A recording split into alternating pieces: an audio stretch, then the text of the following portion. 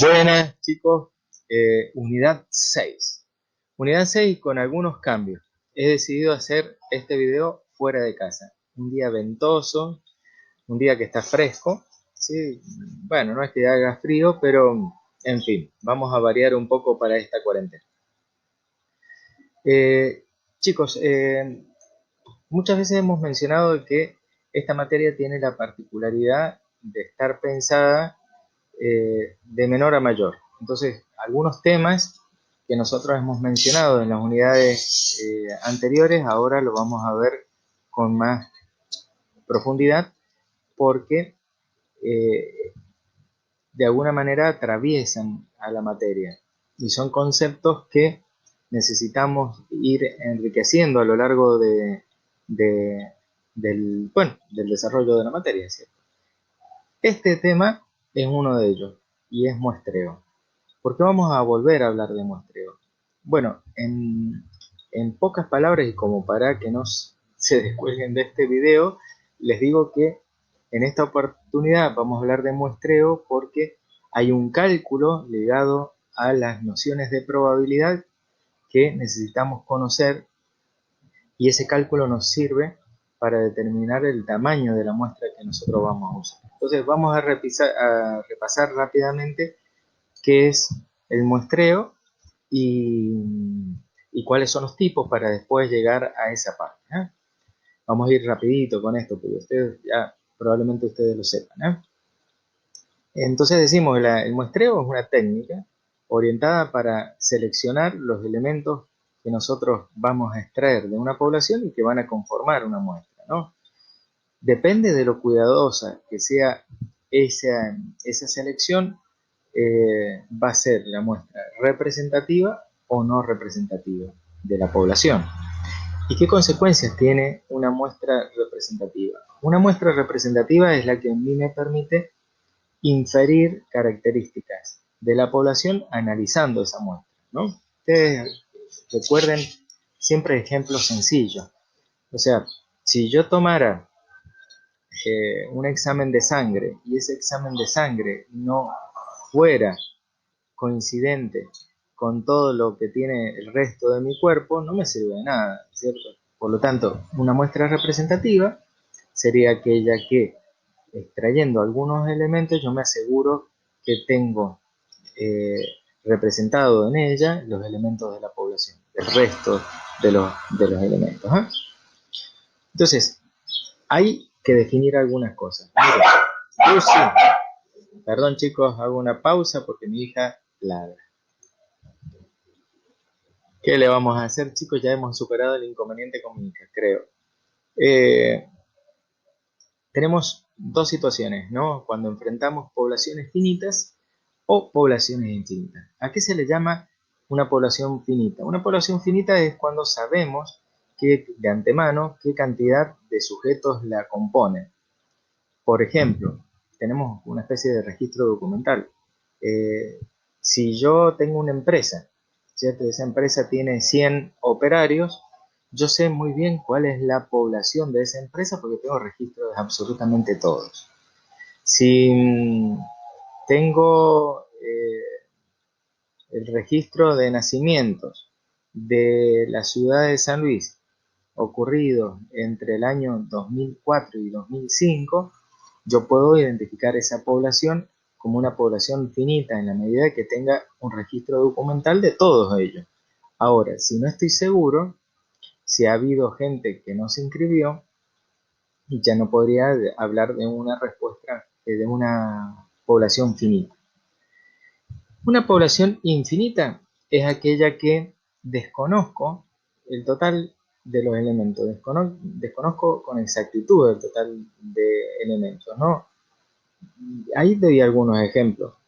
No puedo llegar a conocer cuántas son las personas que han vivido una situación estresante, cuántas son las personas que tienen depresión, cuántas son las personas que tienen eh, un determinado coeficiente de inteligencia, eh, cuáles son las personas que tienen habilidades sociales, cuáles son las personas que tienen una buena regulación emocional, cuáles son las personas que presentan determinada patología. Todas esas poblaciones como no conozco, las tengo que considerar como poblaciones infinitas. Ahora, ¿por qué es importante la discriminación de una población infinita de una población finita?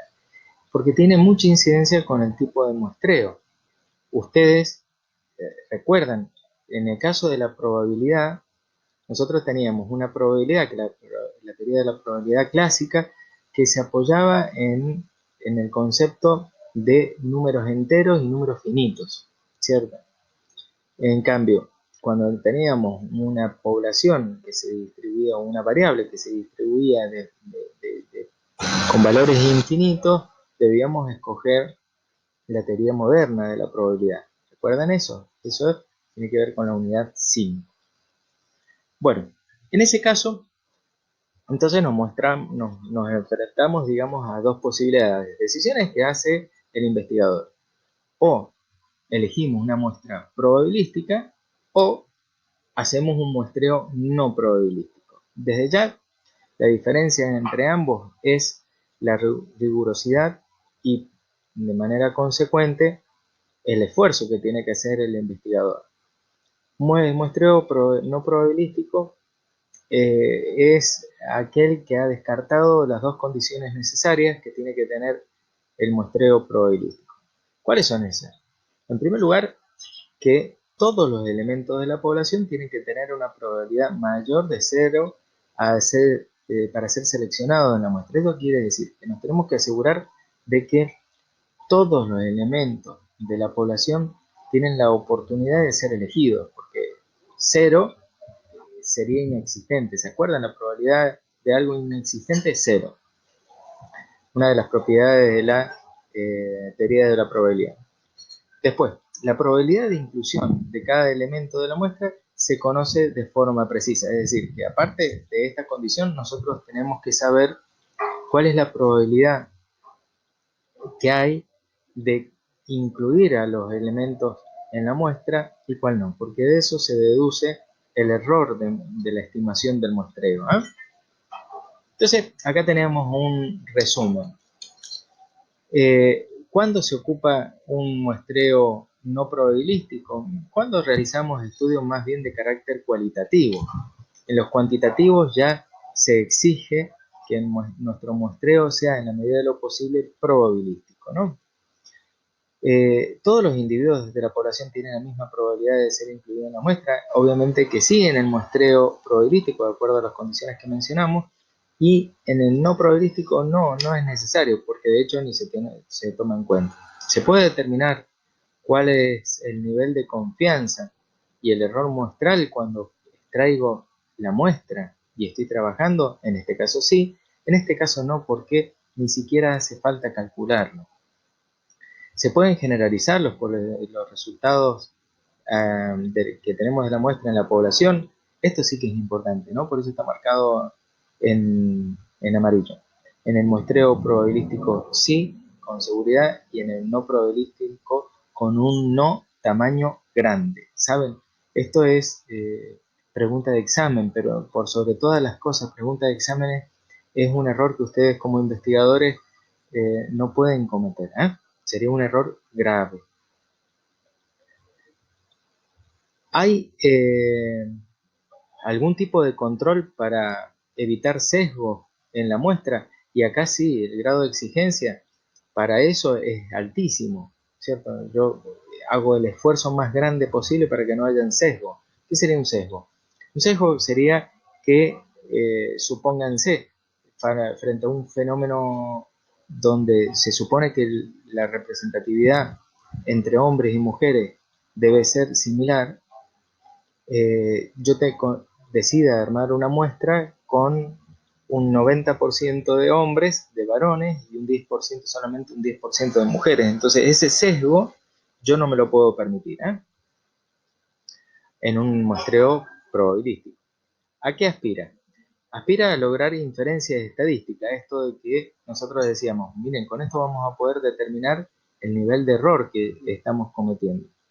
En cambio, en el no probabilístico, lograr inferencias lógicas, es decir, simplemente lo que vamos a poder es describir la muestra y punto. Es el máximo nivel de análisis que nosotros vamos a poder lograr. El tamaño de la muestra para un muestreo probabilístico es generalmente grande, para un no probabilístico es pequeño, y por lo tanto, como hemos dicho muchas veces, es más costoso y más complejo el muestreo probabilístico que el no probabilístico.